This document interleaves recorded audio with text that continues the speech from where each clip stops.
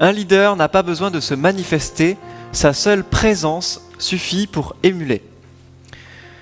C'est une citation que je trouve intéressante pour aborder une des dernières parties un petit peu de ce schéma d'ensemble de la vision de notre écosystème intelligent autonome, donc qui avait le positionnement juste avant.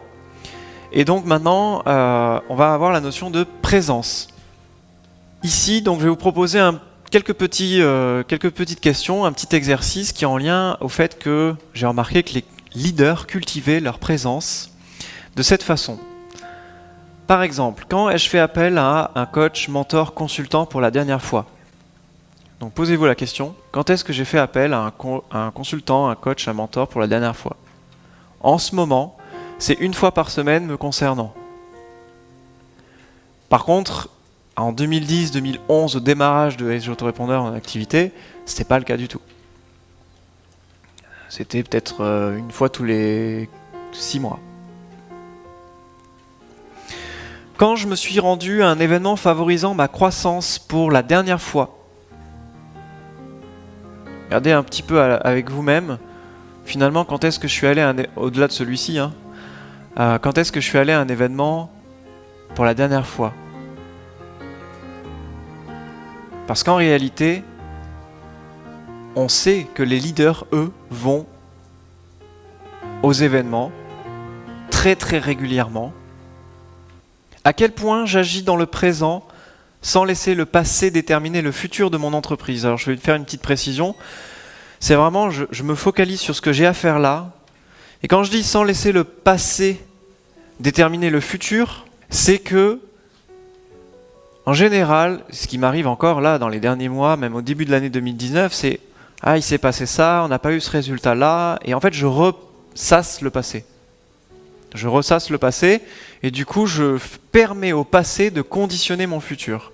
Et j'ai réentendu en fait de la bouche d'un multimillionnaire récemment, en début d'année, dans un événement, voilà, on assiste à des événements, où vraiment il insistait et il a parlé 45 minutes juste sur le sujet du passé qui détermine le futur. 45 minutes.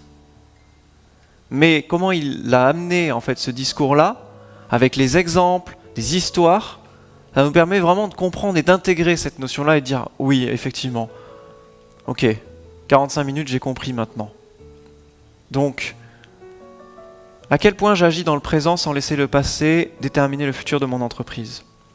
Quand ai-je récemment considéré quelque chose comme étant acquis? J'ai vraiment cultivé cette notion à chaque fois, chaque année, que SG Autorépondeur pouvait disparaître du jour au lendemain.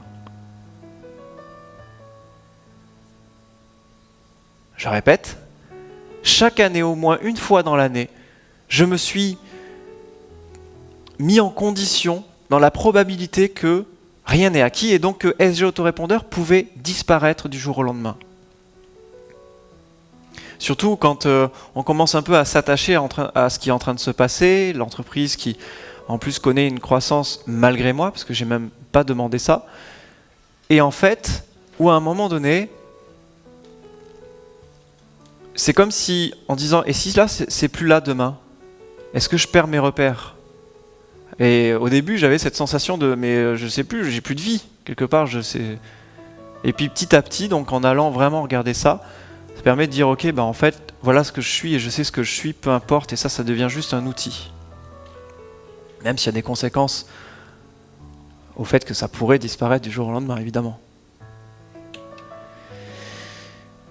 Et combien de temps je prends chaque mois pour entretenir la relation avec mes clients, mes partenaires affiliés et mes fournisseurs? Je donne un exemple avec les fournisseurs. En début d'année 2018, j'ai envoyé un colis à chacun de mes fournisseurs. Fournisseur, c'est quoi? Hébergement web. Mon hébergeur, je lui envoie un colis de remerciement parce que grâce à lui, on peut proposer les services à nos clients. Le routeur, donc pour l'envoi de courrier postal, on fait appel à un prestataire. On lui envoie un colis pour le remercier.